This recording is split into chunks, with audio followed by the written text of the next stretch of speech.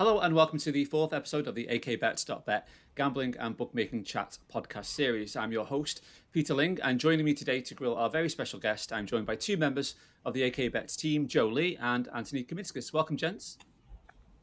Hi, Pete. How are you? Good to have you on. Well, we do have a very special guest today, someone who's enjoyed a huge amount of success, not only as a bookmaker, but as a punter and a lot else besides. So it's a big warm welcome to Tom Waterhouse, who joins us all the way from Australia. How are you, Tom? Very well. Thanks for having me. Yeah, it's great to have you on. And given we're recording this just over a week after the Melbourne Cup, which is a huge deal down under, it seems appropriate to start off this podcast talking about that. How was it for you? It's such a great week in that it's a little bit like Cheltenham or Royal Ascot in that it draws people from everywhere to come to the carnival. So it's 4 days, but it's on a Saturday Derby day, Melbourne Cup on the Tuesday, Oaks on the Thursday, and then Stakes Day the final day on the Saturday. And you just get everyone from all over Australia. It's a public holiday in Victoria, and you get people from overseas because obviously the Melbourne Cup's been dominated by the UK and Japanese horses. So it's a great time to be in Australia, and it was fantastic. Unfortunately, I backed the winner of the Cup, but I don't bet nowadays, and I bet during Royal Ascot week and Melbourne Cup week, but I didn't find any other winners, so I actually unfortunately just lost on the week, even though I backed the Cup winner. Very good. I was actually going to mention betting on the Melbourne Cup because the call of the card was something that I wasn't too familiar with, and I think with Vauban running this time, I think we got plenty of exposure to it in Ireland and the UK and what was going on there. And from I won't read out the list now, but from the list of documented bets, we thought you were pretty active on calling the card. Well, the call the card, they have to bet you to win. The bookies have to bet you to win 250,000 per bet, and so it's sort of the last place that you can really get on, because obviously, if you've got a little bit of an edge, the bookies restrict how much you can bet, and so the call the cards is sort of amazing place where you can still bet quite big, because each bookie's got to bet you to win $250,000.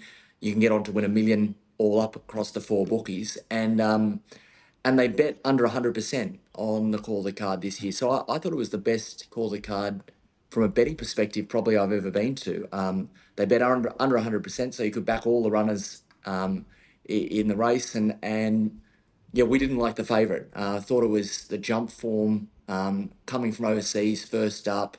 Thought it had a lot to. Thought it was under its odds, and so bet around it and backed a stack of horses. Found the winner, but didn't back it for enough.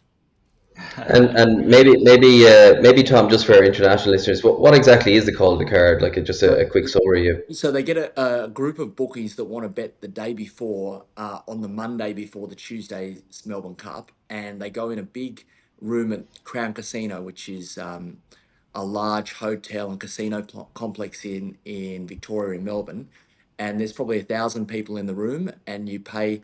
It might be a few $100s a ticket to come and have lunch there, and then they get the four bookies up on stage, and each of them put up a price and sort of compete to be the best price on each runner.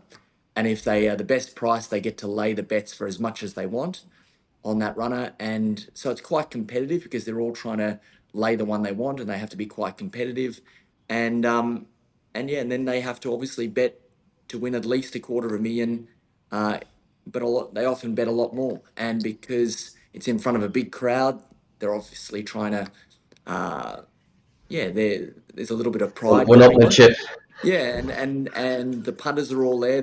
They come there for the day and bet, and it's great. It's a great atmosphere, and obviously it's quite exciting because you're betting the day before. You've got a lot of time to think about whether you've placed good bets or not, and obviously now. It's a great atmosphere and a great part of the carnival. Yeah, quite unique. I'm not aware of anything internationally outside of Australia that is similar. We don't have anything like that for Cheltenham or Royal Ascot. Yeah, I think it's great. It'd be a great addition actually, to have for those races. And sorry, go ahead. Just thinking about I guess the Melbourne Cup these days versus cups of yesteryear, and given your family history, you'd have heard some great stories. Like what what differences do you think nowadays, outside of obviously an influx of international runners who are trying to take the cup overseas? Look, I think what's amazing about the Melbourne Cup, obviously its history, the fact that it's a public holiday in Victoria, but it's sort of a semi-public holiday across Australia. It's like for entertainment venues and restaurants, it's their biggest day of the year. And I think what's made it such an amazing, it's always been a great betting race, but what makes it now such a great betting race is that you can have such different views on the cup because the form lines are so different and you've got to analyze overseas form, or for instance, jump form with Vauban, local form. There's lots of different lead up paths to the race. So whether you like weight for age form, you like coming out of the handicap, the Caulfield Cup, so you can have a very different opinion. And there was, at that call the card, there was some very smart computer groups that are some of the largest syndicates in the world, and they had Vauban much, much shorter than what they were betting at the call of the card and wanted unlimited on the horse. And then you had other groups that are very successful computer groups that win unlimited money also that had it a 20-1 shot. So it's amazing that you've got this difference in opinion and I think that makes it a great betting race, and you can really have an opinion and it's a global race because you've obviously got liquidity from overseas and also Australia. It's a great betting race. Always entertaining to compare the Australian market to the international market.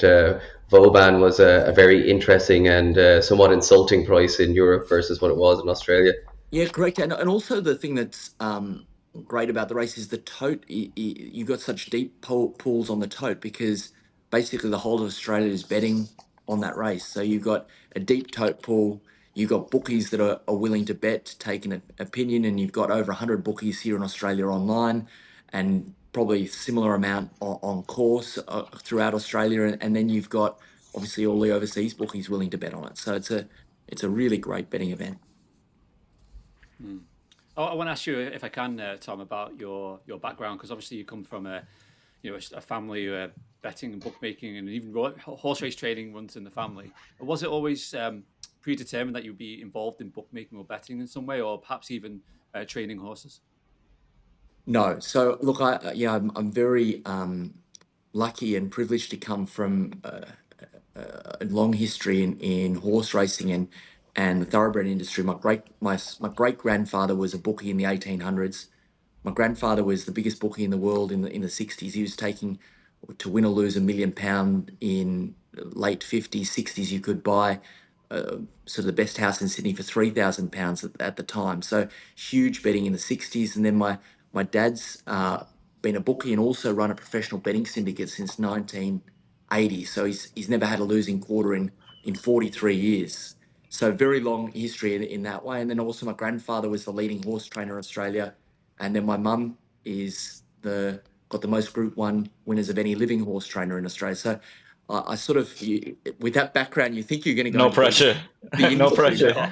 but yeah, I didn't like it at all, and I used to complain to my sister that my parents never stopped talking about horse racing and how boring it was. But then I was at university, and a few months in, my dad said, "Look, do you want to come and help me out at the races?" And I went there and just fell in love with it. It was there was so much money and theatre and big betting, and I was like, what have well, I'd spent my childhood going to the stables and working as a mucking out boxes and going to track work and all of this sort of stuff every holidays and every Sunday. And I thought, well, that definitely wasn't for me, but the betting and the excitement of the betting ring really was. And so I basically, from that moment, changed around my uni schedule and went to the races and acted as a clerk for my dad, and then became a bookie at the Dogs, and then formed a partnership with my grandfather. And grandfather came out of retirement when he was 80 years of age, and we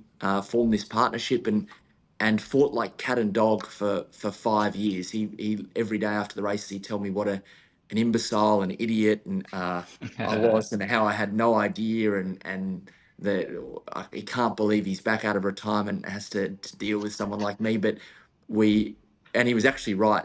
He was actually right, but it was amazing.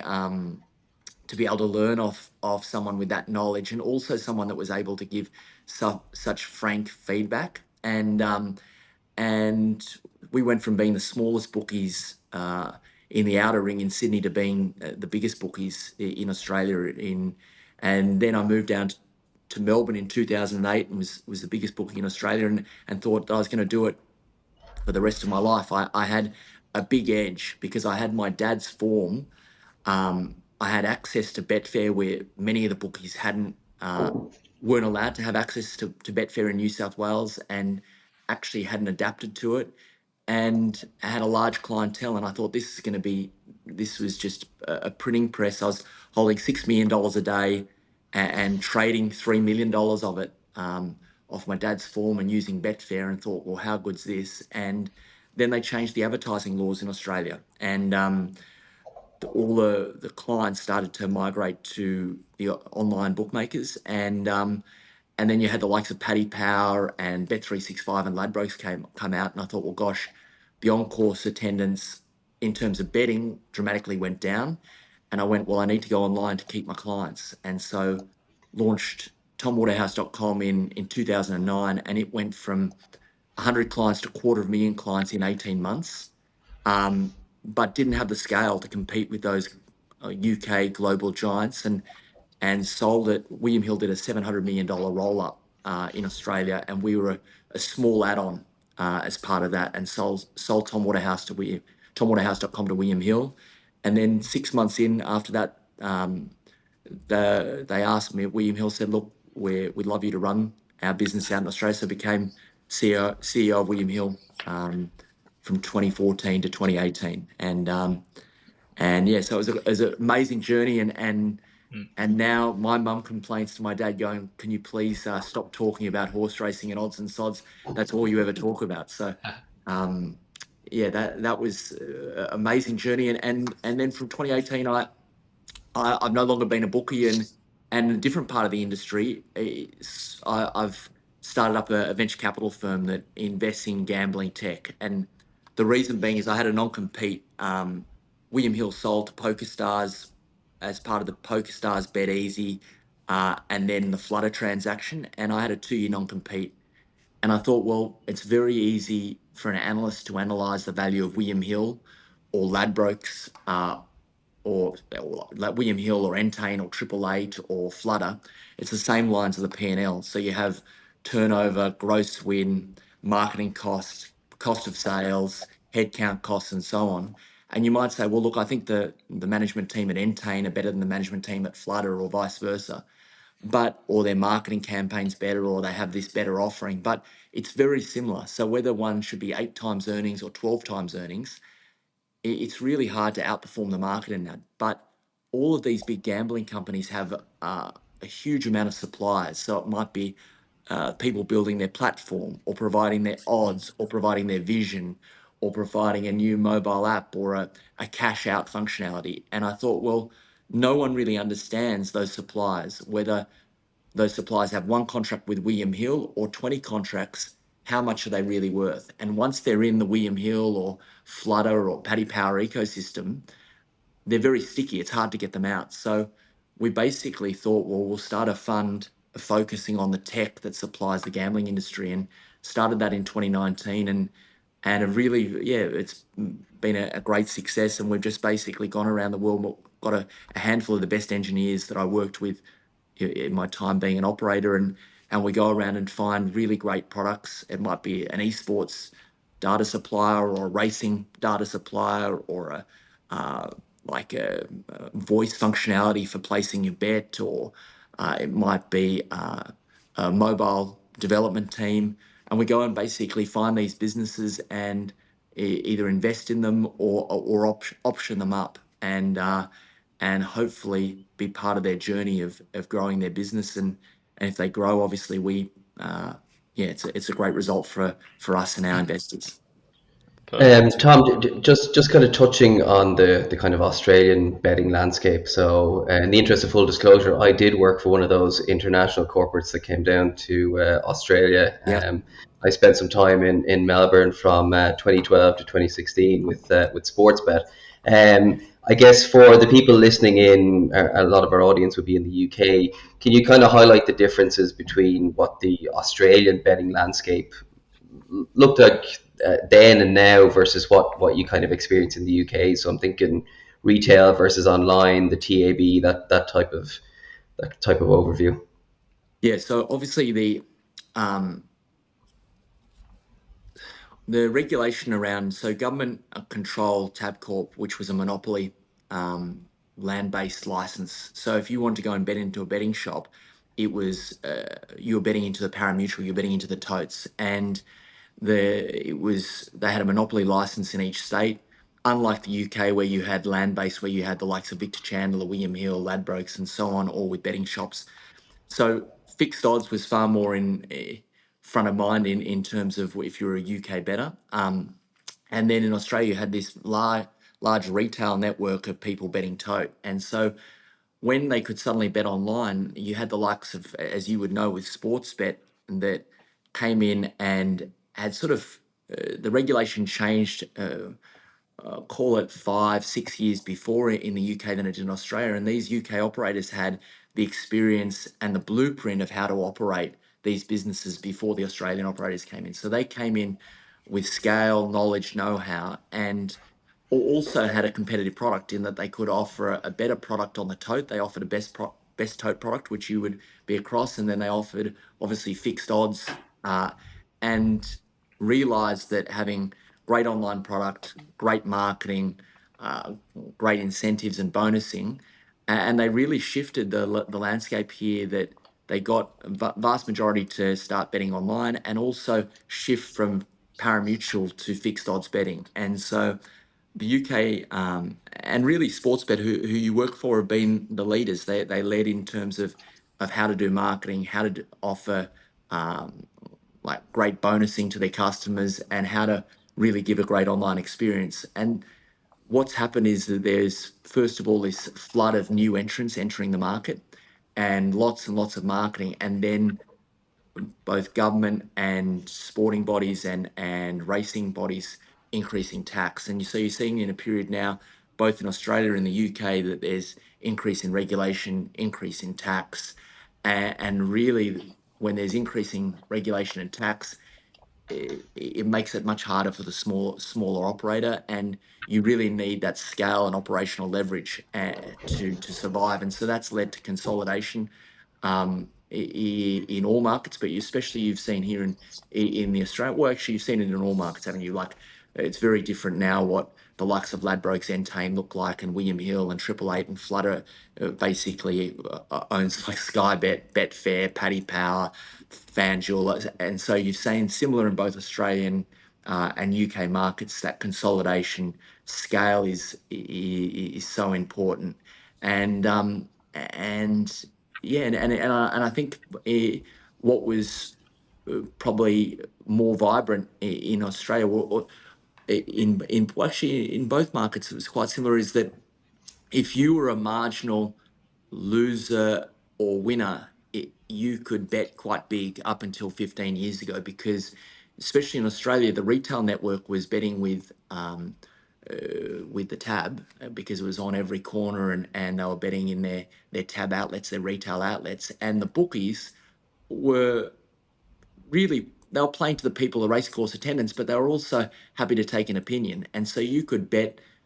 I remember having half a dozen bookies in 2008 on course that would guarantee to win $100,000 per bet. You know, it wasn't thought of as unusual. But what's shifted in that market is there's probably never been a better time for a recreational punter to bet with bookies, because you have cashback offers and bonus bets and all these different incentives to keep you engaged with your bookie of choice.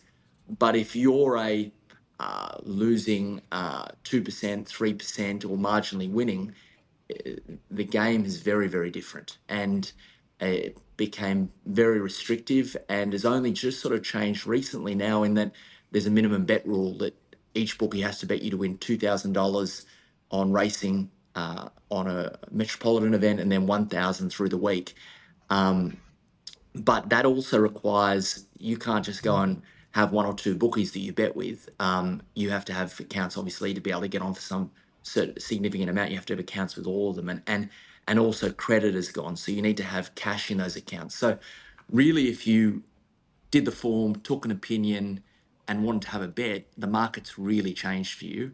If you're a recreational having an entertainment bet, it's a very vibrant, different environment, and very engaging. You know, they've done a great job, these big operators, of making it a great user experience, differentiated offers, different things you can bet on. Yeah, it's a different, very different environment.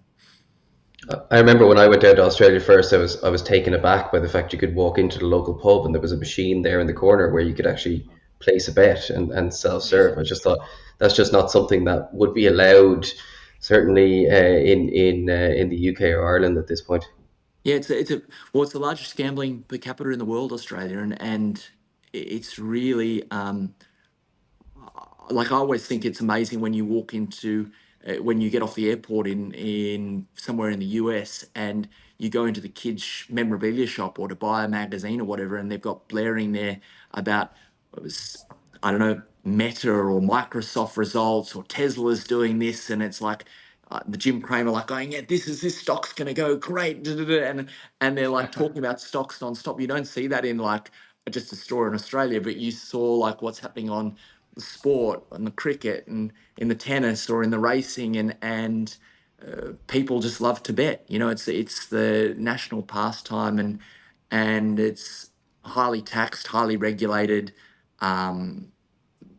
industry here. You know, it's but in saying that, not all forms of gambling are allowed here. You know, iGaming, online gaming is not allowed in Australia. There's a big land-based presence both in casino licenses, but also there's gaming slots machines in pubs and clubs in Australia, but there's no online presence. So it's very regulated and large presence, but it's not fully opened, and not all forms of gambling are allowed like they are in the UK, which has obviously got online gaming. Yeah, in play betting is still not allowed. And You're in not play allowed betting. self-serve. So yeah, correct. In play betting is allowed on the telephone, but not online. Obviously, yeah. It's Why which is is that? Why is obviously that, Tom? Why is that? look. I think you can take there's probably many different reasons, and again, like the snapshot I gave you of Australia and the UK is just a quick like this. It's much Yeah. broader than that. But is two different things. Is that there's one angle of protection of the consumer, both for online gaming and in-play sports, and that there's also protection of the incumbents that make a large amount of revenue. And I think you could make a case for both those arguments of why that it's protected. Like if for the people that think that you should open it up, they're saying, well, look, it's better to regulate, tax it, monitor, put in harm minimizations than allow leakage offshore, which there's significant leakage offshore for those products. And then the incumbents say, well, why do you want to increase the accessibility and the ease of use for people to be able to bet all through a sporting match, or be able to be at their home and play slots machines online? So I think both make pretty reasonable cases, and yeah, pretty vocal about either side of that case. And I think it's a hard task in this environment to, at the moment, seems a hard task to, we're not in the cycle of opening up, and I think both in the UK and Australia, and being easy on the gambling operators. It seems to be a cycle of tightening of restrictions. Like, for instance, there's been credit card ban, tightening of what marketing you can allow on gambling, and increase in tax. I think that's a cycle that we're in, UK, Australia, and also in the US. You know, I think that there's going to be tighter restrictions coming rather than the easing of restrictions that we saw in the early 2000s. Can I roll it back slightly, Tom? Just back to your days on the back to your days on the race course. What are the odds? I believe was the book of your grandfather Bill. It Yeah. was one of the first books I read 10 to 12 years ago. I think it's a fantastic book for anybody in the UK and Ireland that hasn't read that book. It's a meaty volume anyway, and there's plenty in there. So I really enjoyed that. Just from a racecourse perspective, because AK Bets began on the racecourse in Ireland in 2021, essentially. I'm just trying to get a flavour of what it was like. You said that you went from relatively back row-ish bookmakers at the time, maybe in 2003, to being the biggest bookmaker on course in Australia by 2008. I'm just trying to get a comprehension because I've never been to Australia, full stop. I'm trying to get an understanding of what it's like when you want to acquire a pitch at a racecourse in Australia. Do you have to purchase it off an incumbent bookmaker? How does that work? Yeah, you do. So you do, or you can rise up through the ranks through turnover. So you get like Okay. we started off in the very outer stand, and we had a few advantages. Obviously, the family was known. I had the experience of my grandfather and my dad. Um, I had my dad's a form genius, so I had his form, and we had a bank. So not that we owned a bank, but we had a bank to be able to bet. Um, and and so there were lots of advantages which allowed us to grow quickly, and we had turnover. So when I moved to Melbourne in 2008, couldn't even get a stand, but by the end of that carnival, I was holding more than all the other bookies in Melbourne combined over the Spring Carnival in 2008. So you will automatically get a good stand then. So it was an amazing environment. Huge crowds, like 100,000 people coming to the races on Melbourne Cup Day, Derby Day, holding $6 million a day, sort of maybe half that in cash. I remember getting 500,000 cash out of the favourite of the Derby in 2008. It was just huge betting. But within 1 year, the advertising restrictions changed in 2008. Within 1 year, the 2009 Derby Day, I could only get $5,000 out of the favourite, cash out of the favourite of the Derby. And I was two rolls Jeez. over the next best bookie. And the stakes day, the last day of the carnival in 2009 was the last day I worked as a bookie. I think I might have held 3 or 4 million that day. To put it in comparison, I think my dad on Derby Day this year held $20,000. So it's just completely changed, and yeah, we realised very quickly then in 2009 if we didn't get online, we wouldn't have a business, and that compared to 1 year before, I thought I would never be doing anything besides being an on-course bookie. I thought, how good's this? Yeah. It's like going to a high It's it. stakes poker game every day. It was great. Yeah. It seemed to was obviously the advertising ban was or the restrictions on advertising were quite significant, but I'm trying to comprehend just in my head how that was relevant to the on-course market in general. What went from it being such high turnover and high volume to being quite prohibitive So and what a lot happened smaller? was, is iPhone came out, 3G Mm, internet network came out, and the mm, advertising restrictions changed. So mm, you had it wasn't that it went from $6 million to 20,000. It mm. went from 6 million to like 3 or 4 million. But when Yeah, you're used to holding 6 million in the day, and you suddenly you're like, well, this doesn't seem that great. I yeah, should be holding yeah, more the next year. I have more clients.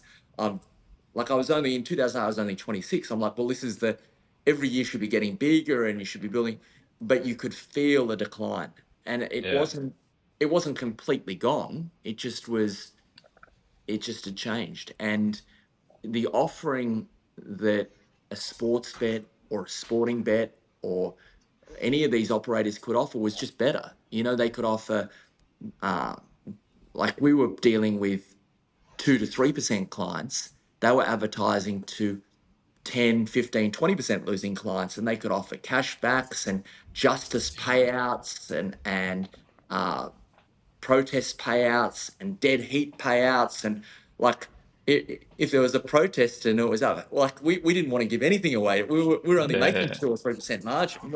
Why do we want to give yeah, anything away? So it was a complete change of the way UK bookies did business when they came to Australia, and the customers went, well, why would I bet with this guy when I can get everything? And also those online operators, you could bet. We were betting for 6 hours from 12 till 6 on the race course, And then that was it. Well, these people wanted Yeah. to go home and bet on the footy, or bet on the Yeah. cricket, or bet on the the South African races or the Singapore races. They could do that with these operators. When we stopped, the last race was done at the racecourse. That was it. So Yeah. once the punters got a taste of these online operators, well, why would they go back to us? And that was the reason. Yeah. So when you decide to make the pivot to tomwaterhouse.com, what my question really is, where do you even start? Because even your family and your own personal body of experience doesn't seem to be anything in relation to online at that stage. And I know online's probably in its relative infancy at that time. So where do you even start regarding tech solutions, the decision to market around yourself essentially as well? And then So, also just on top of that, I was just interested in like what were the quick wins you made early on, and what were the mistakes you made?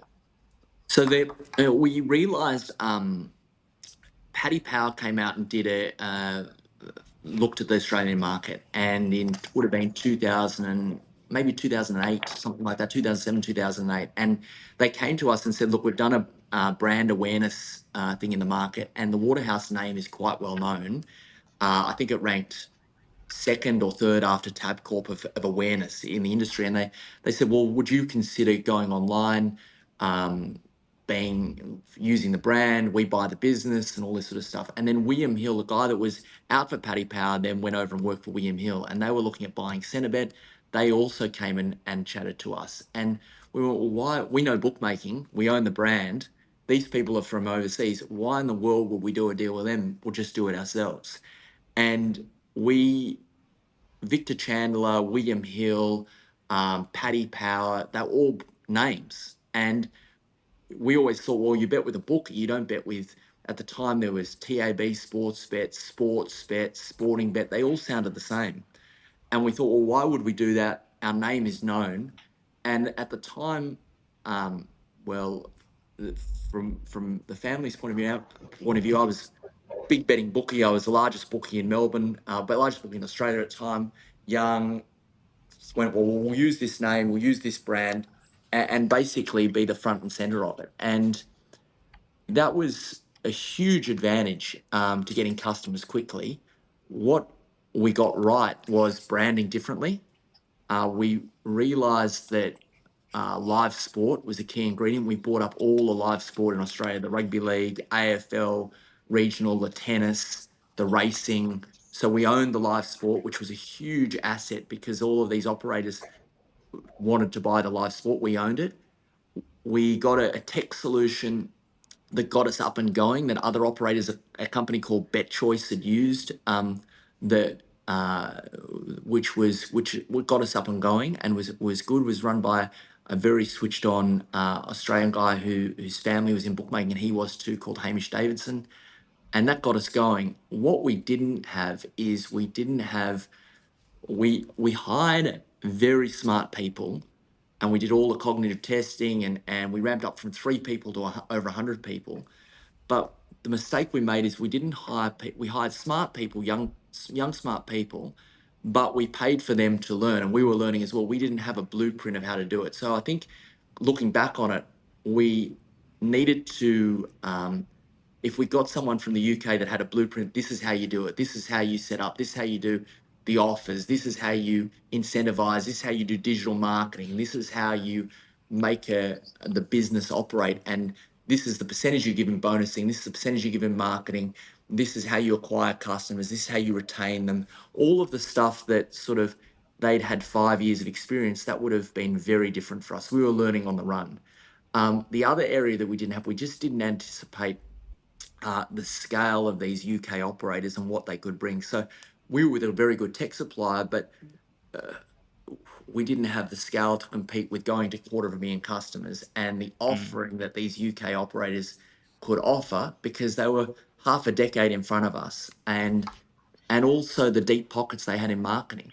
We didn't have the deep pockets for marketing, deep pockets for tech, and the deep pockets to scale up people. And so I think for us, acknowledging that we needed the right partner early on would have been different, but it was a great outcome. We started the business and sold it within a couple of years, and got a great outcome for a business in 2 years, and learn a stack of stuff, and also that journey of running William Hill in Australia. I'm so thankful for that time, because to see the Australian business, we had a couple of hundred people in the Philippines. We had a team of 20 or 30 in Tel Aviv. We had offices all over Australia, 500 people here in Australia.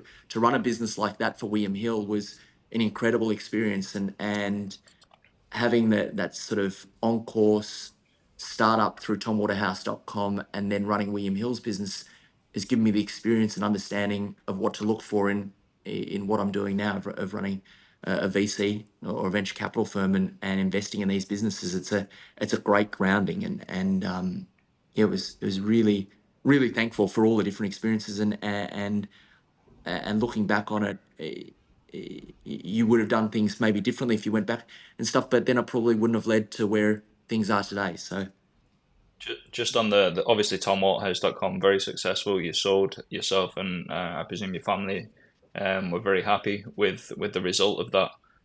I didn't know the Paddy Power, somebody coming out from Paddy Power and mentioning the Tom Waterhouse, and then you opt in to do it yourself.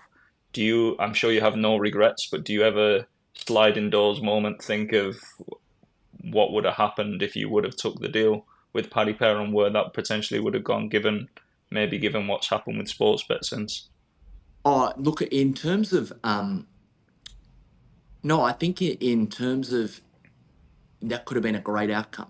We had several different partners, people come out trying to do deals with us along the way, that I think could have we were offered, we had a great outcome over a period of time, but we were offered 10 times what we sold it for 12 months before we sold it, from a different partner from the US that wanted to come and do a deal with us. And I think if you took the knowledge and experience of William Hill, and front and center the brand, I think from a financial outcome, it would have been very different, and probably far better.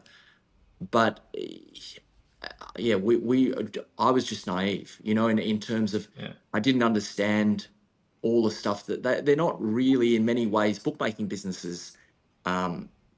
These large corporate enterprises, they're brands and marketing businesses and online businesses, and we mistook it for that it was a bookmaking business, just that you could do it online. And but in saying that, now with the benefit of hindsight, maybe that one deal was a better financial outcome.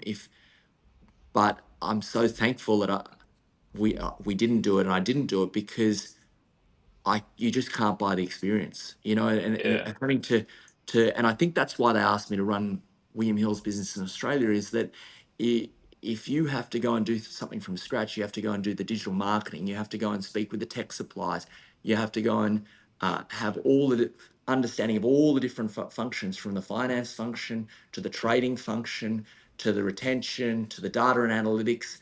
You have a great understanding of how these businesses operate, and I didn't 15 years ago. But having to go through a startup, to running William Hill, to now spending every day going in and looking and understanding these tech businesses and speaking to all the different gambling companies around the world, that experience is invaluable, because that's my life now, and that's my business. And if I'd sold just the brand or been a marketing asset, well, maybe I would have got a good financial outcome from that deal, but I would not have had the depth of learning that the last 15 years going on that journey has given. Yeah, it's the same. Me and Joe said the same actually, and some of the guys here said the same. That we were in Paddy Power initially, so Paddy Power Bet for Flutter. Everything And we every did, other brand you can think of. yeah, everything we did was real trading focused, and we're not on the scale of tomwaterhouse.com yet, hopefully. But it's interesting that we now see all the different facets of the business, like you say, finance, compliance, which is a huge thing over here at the moment. You get such a more rounded experience. You're essentially firefighting a lot of different areas, rather than maybe in my case, my area of expertise, which would have been trading essentially. But it does give you a much broader understanding of all the different moving parts of a bookmaker, essentially. Yeah, I agree. Um, Sorry, go on, Joe. Can I ask you a question quickly, and we'll move on to talk about the tech. But you briefly mentioned before the minimum bet law stuff, and that's often brought up by punters, especially in the UK, as a potential solution down in Australia, where obviously customers can get a minimum amount of money on, whereas often restricted. What's the pros and cons of that being from both sides of the fence? There is it an actual realistic solution, or is it something else that's just not, potentially sounds good in theory but not in practice?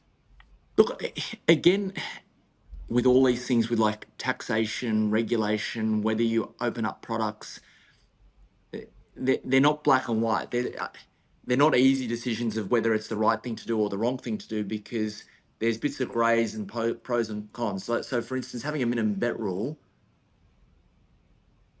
if you're a professional punter and that's your livelihood, well, it seems very fair that if you're offering it to everyone else, it's a bit like a casino not allowing you to go in just because you can win. It sort of seems, is that fair? I don't know. It doesn't quite seem fair that you got odds up, but that guy's too smart for you, so he can't have a bet. But the con of it is that the bookies have to be less generous to their 99.99% of their customers. So Sure. It's funny. Some professional betting groups where we talk to, they don't want the minimum bet rules. That they actually go, well, no, That's we don't want interesting. them. Yeah, we don't want the Yeah. minimum bet rules in at all. We don't want where they have to bet us to 1,000, but the market moves very quickly, and we're basically giving away our information for the bookies only to bet us to win $1,000. I don't know. I definitely know there's some very strong advocates for it in professional betting here in Australia, and the fact that they've got automated systems that can get on with 100 bookies, they can get on to win sort of $60,000-$70,000 per bet. Yeah. But then there's a lot of people that are marginal or slightly winning customers that just haven't got the automated systems to bet with all of the bookies at the same time, and they can't. So look, I think there's elements of it that are very good, and obviously then there's not, and then from a taxation point of view, from the industry's point of view, is it good?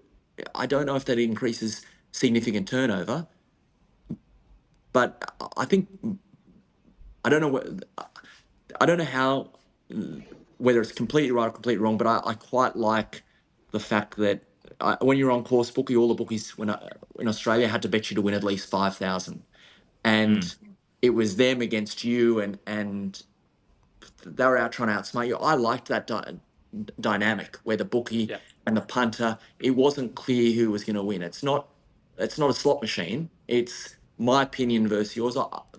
I like that, and $1,000 doesn't seem a huge amount in today's day and age, when $5,000 20 years ago was obviously a lot more, and it wasn't a big thing then. So I'm of the opinion that it's probably not a good thing for the vast majority of people. Like, what would I say about minimum bet laws? Like, it's a lot of people over here in the UK and Ireland focus on it'll increase the overround, etc. But I assumed, now I haven't seen it in action, as I said, I've not been to Australia, haven't seen it in action per se, but my opinion on it would be that it would potentially reduce the amount of markets available in the UK. There's a hell of a lot of soft markets available to customers in the UK, and the time that those markets as well is another important thing. The time that they're available, or the time from the official start time, that period.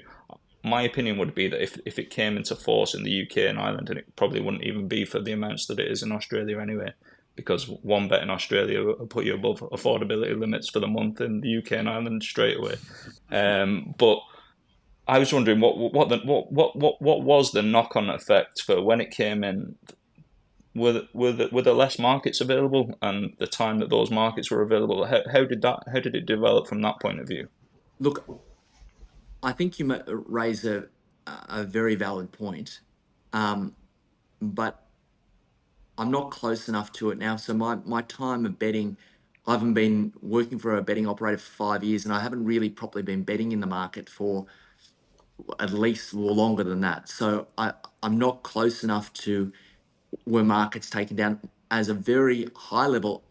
I think it was absorbed in that there aren't that many people that have the automated systems and groups that can bet into 110 to 120% markets and consistently beat the bookie. And the bookies just go, well, look, it's a tax that these half a dozen like switched on groups, they're going to beat us at it, and we only have to bet them one time, and that's the cost of doing business, and it's gives us a lead and all this sort of stuff. So I think it was just absorbed. But the point you raise is, I think it's a valid point.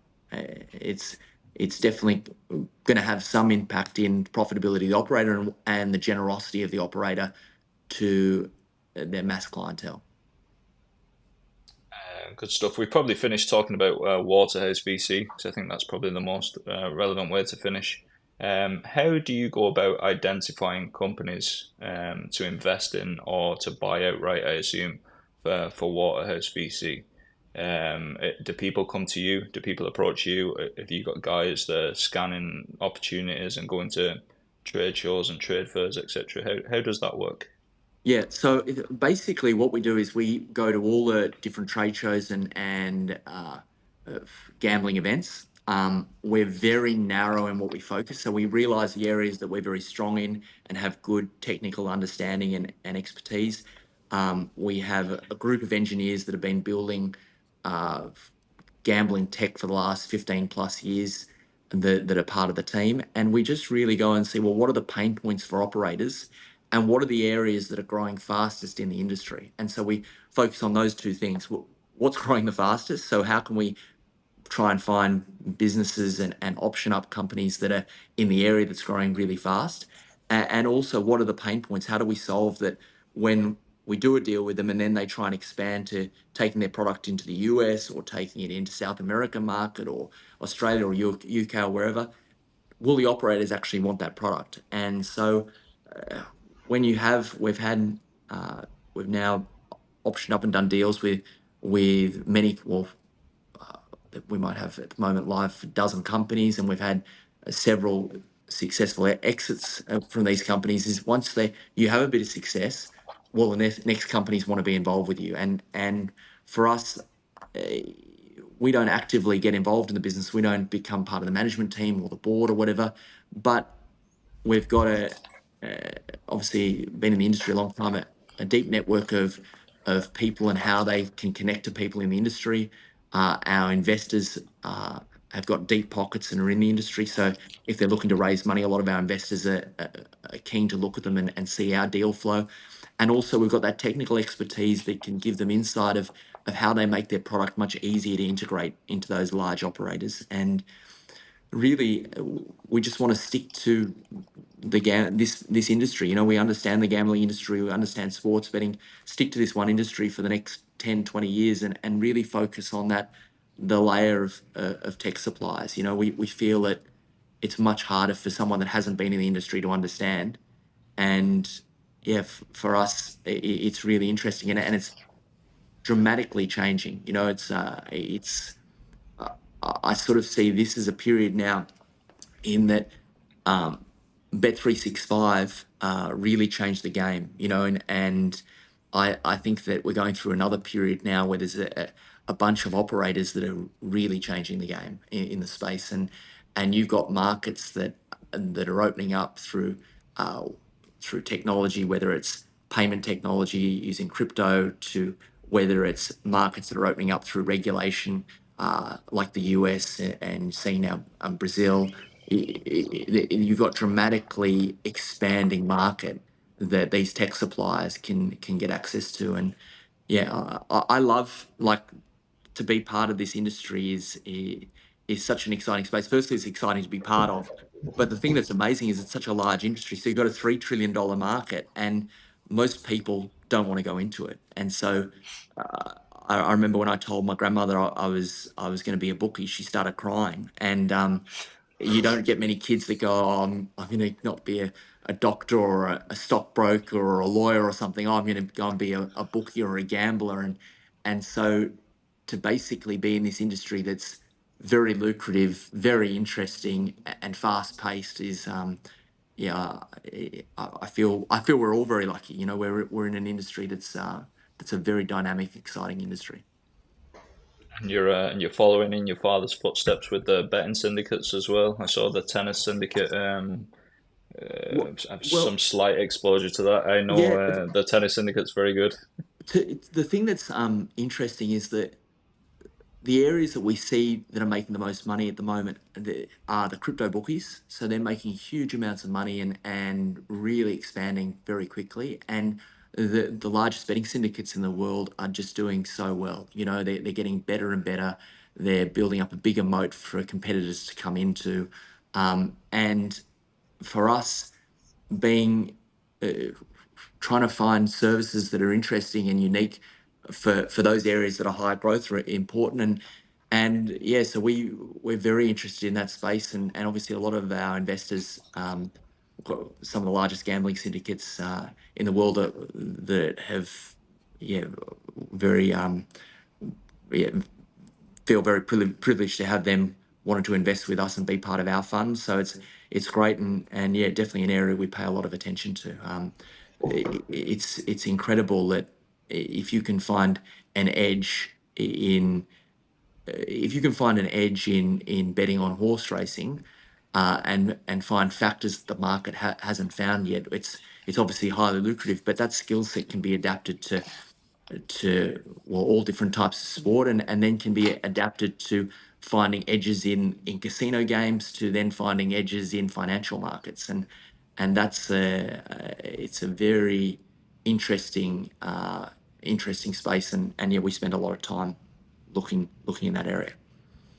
And finally, just to finish up, we're very conscious of your time. Do you have any advice for a very small independent bookmaker that started off on the racetrack to Put that in.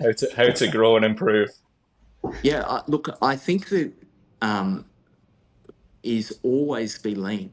You know, if you can always keep your costs lean, well, you can pivot so easily. And the times that I feel that I've got into trouble, or I've seen other operators go into trouble, is they let their costs lead their revenue, and that can sometimes work. You know, if you're in a very exciting high growth area in a low interest rate environment, you can see those businesses expand very quickly and use debt to expand, and basically they're going to take on the world. But you're at the whim of the market, and the operators that have had longevity and done well in all market environments are those that can keep finding ways to grow revenue, but are always keeping lean with their costs and nimble. And it's such a dynamic environment. And I only know the gambling industry, but I imagine all businesses are like that. It's a dynamic environment, the gambling industry, and what works. I thought I was going to be a bookie for my whole life. You know, I thought, how good's this?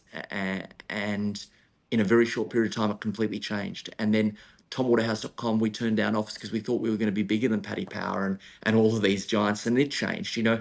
But if you're nimble and you're lean, you can always pivot. And I think if you're doing that, well, how are they going to beat you? You know, and also the one last thing is, if you can keep at something for a period of time, not only does your knowledge increase, but your credibility, your trustability, how much people trust you, and you sticking at something and finding a way to make it work. It builds a lot of credibility over time, and a lot of knowledge, and yeah, it's a lot of people give up, don't they? It's you've got to find a way to make it work, and stick at what you know. Thanks, Tom. That's great. Perfect. Well, some words of wisdom there. Thank you very much. And I appreciate your time today. I know you got to crack on and get on, but thank you ever so much. Is there any links or anything else you want to fire out, or people can find you, or what you're up to? And look, just please, if you've got anything interesting, gambling tech wise, look us up, waterhousevc.com, and yeah, I'd love to chat. Yeah. Cheers, Tom. Wish you well. Thank you very much. Thanks. Bye bye. Thanks, Tom. Thank you. Thanks.